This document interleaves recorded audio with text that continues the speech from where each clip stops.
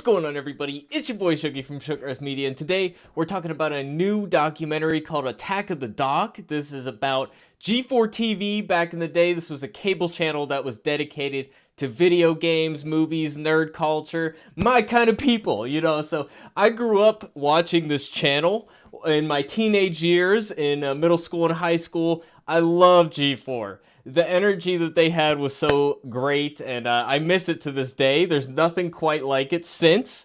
And this was kind of before nerd culture became mainstream, and that's one of the big themes of this film. So I just want to review this movie, and it says right at the beginning, it's by fans for fans, and I think that that's a very true statement. So if you're a fan of G4 from back in the day, it's worth watching just for the member berries alone. This is about revisiting what we love about the show, and really it does a very good job of encapsulating what the energy of G4 was like.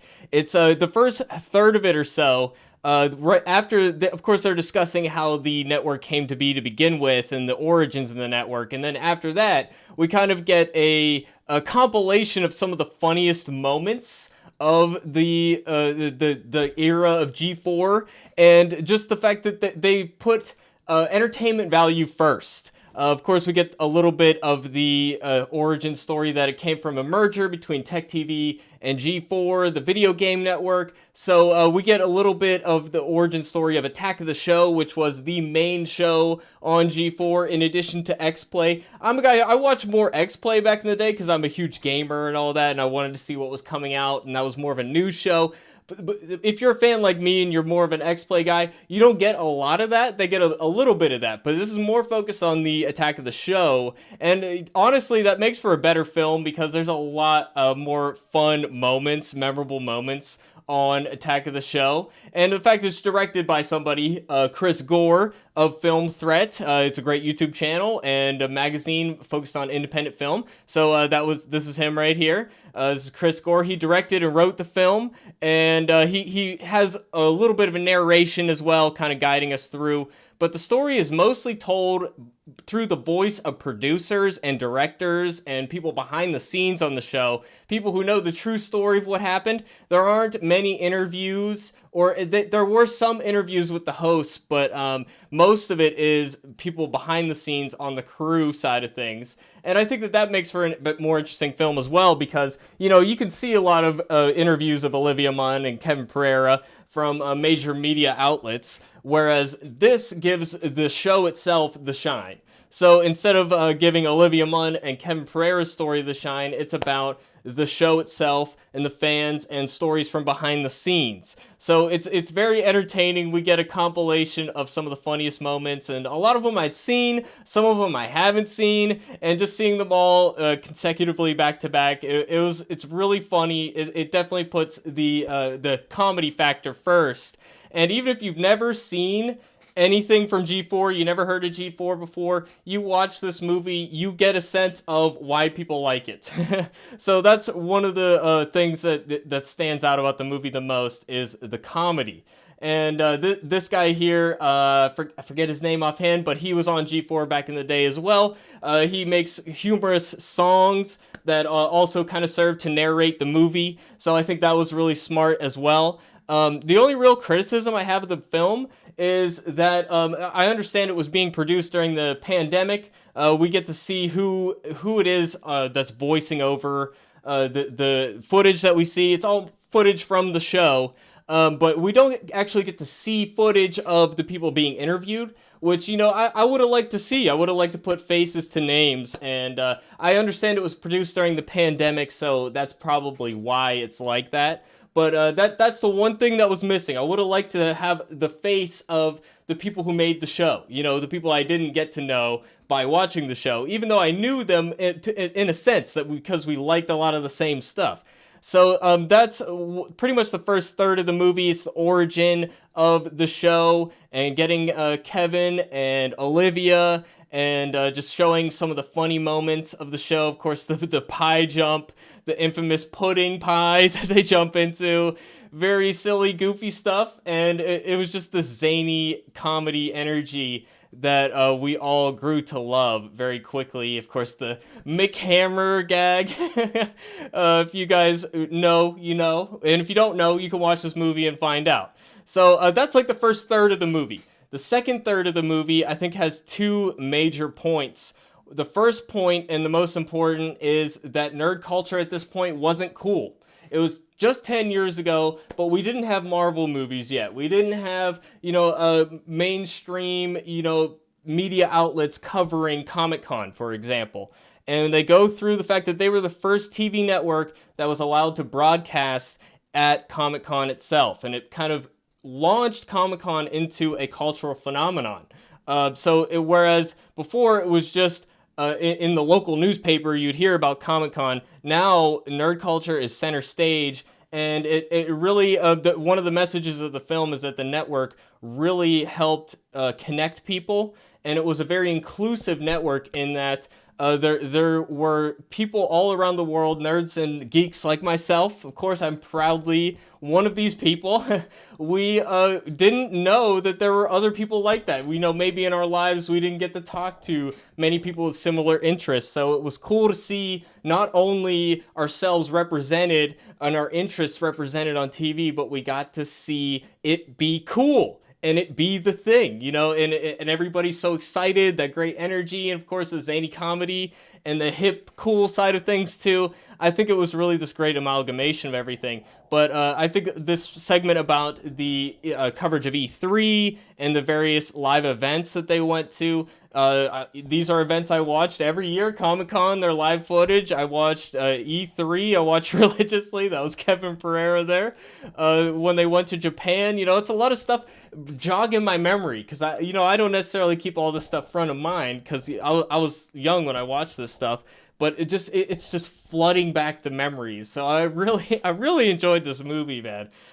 So that's like the second third. And the other aspect of the middle part of the film, the other major point is that nowadays, 10 years later, society is a lot more uptight about what you're allowed to joke about.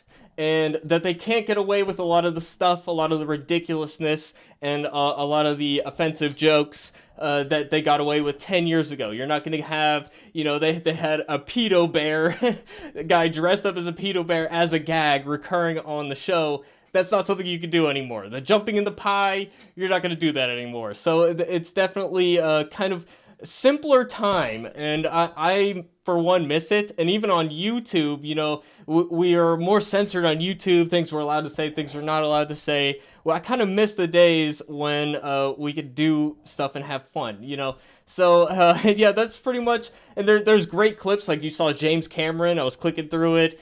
James Cameron came on the network a lot, and there was some really hilarious stuff with him. So there's a lot of cameos. Jon Favreau, you saw him as well, and apparently it was really big to him that they were at Comic-Con and helped make Iron Man such a success. So there's also this Twitter feed wall that was on the wall at Attack of the Show, and that was kind of an interactive thing with the audience. The show was live, so you could live tweet and then see your comment come up on the show. So that was kind of innovative for the time. And now, of course, we got live streaming, so that's, we don't even think twice about that. But this was a new thing, but it's on TV as well. And here we got Alison Brie and Daddy Pooty from Community doing a impromptu rap because of a comment somebody made on Twitter. So it was a different time, and I think this film really does a great job at showing you what was special about G4. And even if you've never seen G4 before, I can't imagine that somebody who's never seen G4 would pay money to watch this. But even if you've never seen it before, you want to know what it's about. This is a great way to get clued in. And that's them talking about, the nerd culture becoming mainstream and G4 being a force in that. People didn't take Comic-Con seriously and things like that. And that was Chris Gore falling over, which was definitely hilarious. And here we got Eric Andre stripping on live television. That's hilarious. And just all the stuff you couldn't get away with anymore. All these edgy jokes. I don't even view them as edgy, to be honest. But it's stuff that I still think is funny. and I want to see people do this stuff again. So a lot of that part of the film is lamenting, not being able to make jokes like that anymore. And then the last third of the film is kind of about the demise of the network and what it was exactly that led it to its downfall, and what eventually led to the cancellation of the network. It goes through Olivia Munn leaving to be on movies and TV shows, and then Kevin Pereira, why he left. He left because he saw the writing on the wall that it wasn't going to last much longer, wanted to get ahead of it, go out on top. And then eventually goes through, the corporate structure and the mergers at Comcast and Universal, and just the fact that G4 was the odd one out, and just somebody had it out for the network, who I don't think they specify who it was that canceled it exactly, but yeah, it goes through the full story, and then it ends. It has a little nod to the ill-fated revival. It doesn't go deep into that at all or talk about it, and I think that was for the best. I think getting too deep into that would have just soured the legacy of G4 just as much as the actual revival itself. But ill-fated monologues and whatnot. But you know what?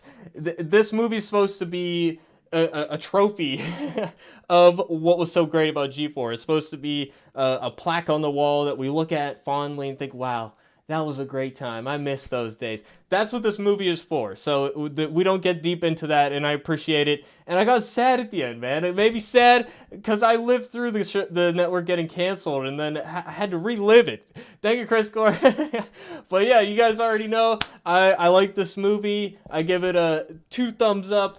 But if you're a fan of G4, huge recommend. Even if you're not and you're curious about what it was about, it's worth checking out. And it's entertaining in its own right, at least especially the first 30 minutes. You can get it on Vimeo, YouTube, and Prime Video right now. And you can rent it on other services later down the road. But and eventually it's going to be released on Blu-ray, I believe, which I might get just because there's bonus features and stuff. But yeah, I highly enjoyed this this film. And I also forgot to mention that they go through the influence on not just nerd culture, but late night television, and how they incorporated more stunts and games and silliness, and the influence on that side of television as well. So it's well worth the watch, and I miss G4, and I really enjoyed this film, so I recommend it to you guys. Let me know what you think in the comment section down below. If you agree with me, at the end of the film it said the streamers and YouTubers have taken over, and that's what I'm here for. Okay, I think I need to be a little bit funnier, but you guys know what it is. Let me know what you think in the comment section, and I hope to see you in future videos. Thanks for watching, everybody. Peace out.